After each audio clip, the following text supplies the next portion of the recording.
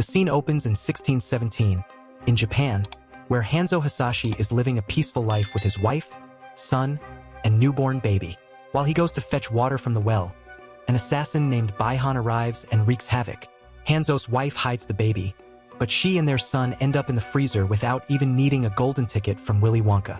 Hanzo rushes back, sees his family frozen solid, and gets so furious that he turns the tragedy into a bloodbath. He charges at Baihan, but after an epic battle, Hanzo loses, taking a kunai straight to the soul.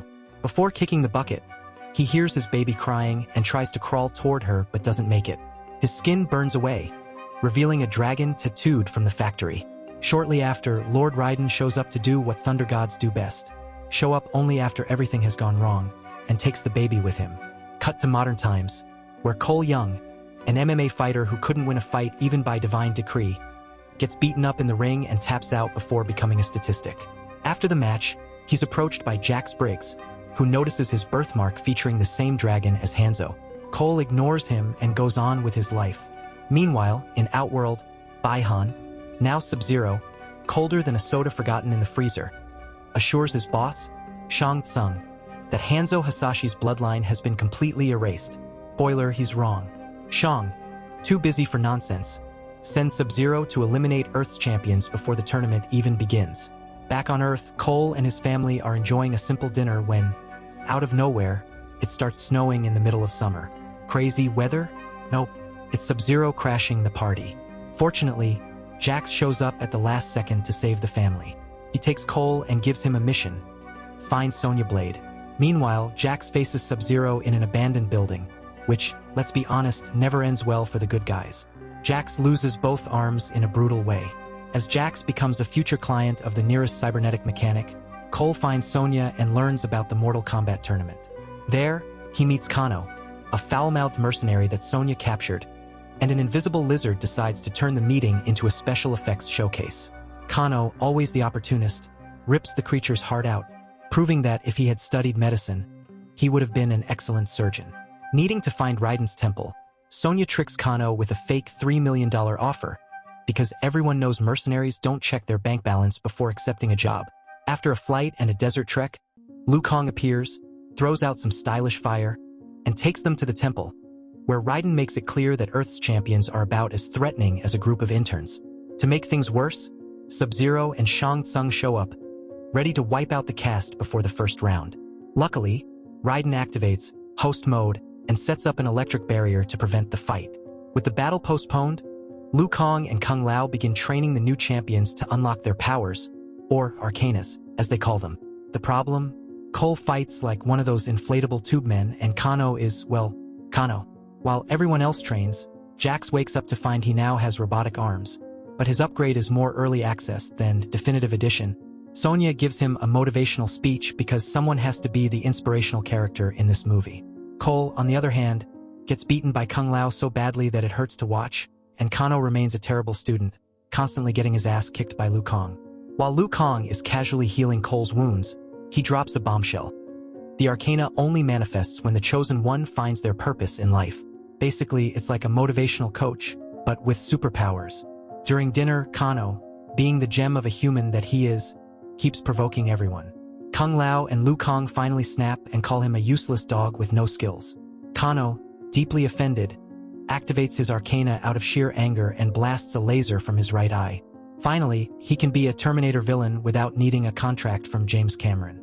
The next day, after another training session, Raiden decides to be brutally honest with Cole.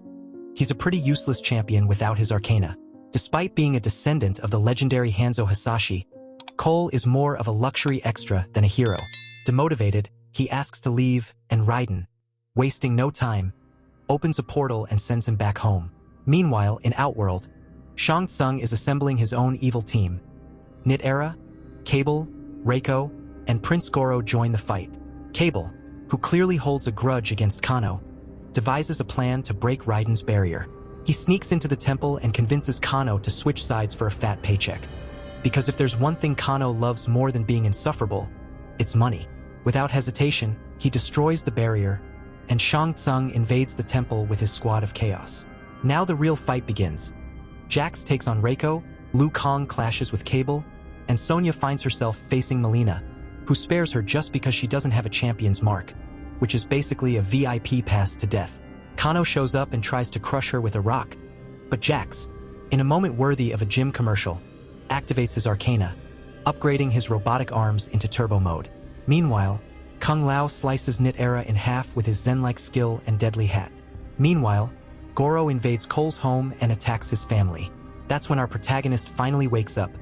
Feeling the need to protect his loved ones, he unlocks his arcana, a shiny golden armor and arm blades that turn him into an improvised superhero.